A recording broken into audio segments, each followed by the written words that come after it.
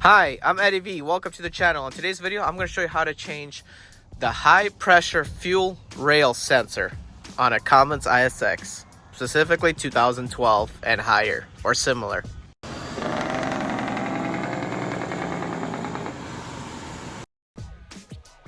For your convenience, I also have a diagram here printed out from Peterbilt where that sensor sits. Here's a diagram. It's number 5 over here, and that's where the sensor sits on the fuel rail on a 2012 Cummins ISX, or basically commonly known as third generation Cummins ISX. Also, if you're looking for the part number, here is the part number over here.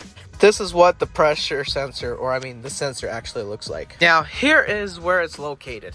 This is the fuel rail, and it's located right over here. This is the sensor, the high pressure fuel rail sensor that I'm going to be replacing. This specific truck is a 2012 Peterbilt 388 with a third generation Cummins ISX.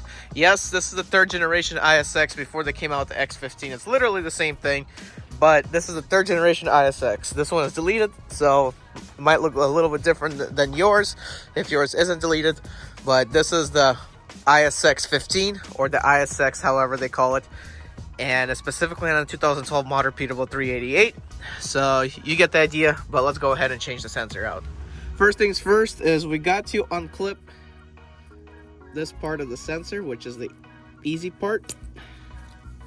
So unfortunately for this sensor, you're gonna have to use a 1/1/16 inch of a wrench to fit in this. That's a big wrench you use for that sensor. Now let's go get that changed.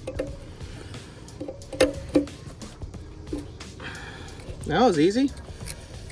Now, one mechanic told me a little bit of fuel may come out, so let's see if we get some fuel coming out of here. But so what mechanic told me, it's that simple. All right, no fuel coming out. Let's put in the next one. All right, let's go ahead and put this sucker in. Very easy, honestly, to put it in my opinion. It just screws right in because the actual sensor is what does the work.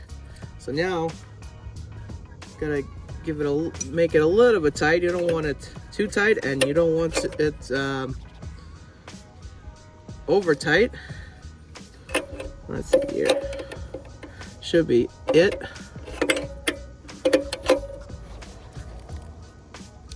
There you go. That's perfect. Now let's connect the sensor. I don't think that's going anywhere. Shouldn't leak. Let's connect this right over here so you can see. Done. Last thing for y'all to do is, well, you're gonna have to just start the truck and see if she works. All right, let's give her a whirl. Alright, she starts right up. Also, after letting her run, check the sensor for any fuel leaks. You want to make sure there's no fuel leaking out of the sensor area. It's giveaway time, and in this giveaway, I'm giving away my 2017 Infiniti Q50 with full carbon fiber vented hood and fenders. No, I'm just kidding, sorry. It's just a super clean giveaway. All you guys gotta do is be a subscriber of this YouTube channel, hit subscribe, and comment clean with all caps in the comments. And on December 20th, I'm going to reveal a winner of this giveaway on a YouTube short. Not canceled. Guys, I'm Eddie V. 2004 turn right.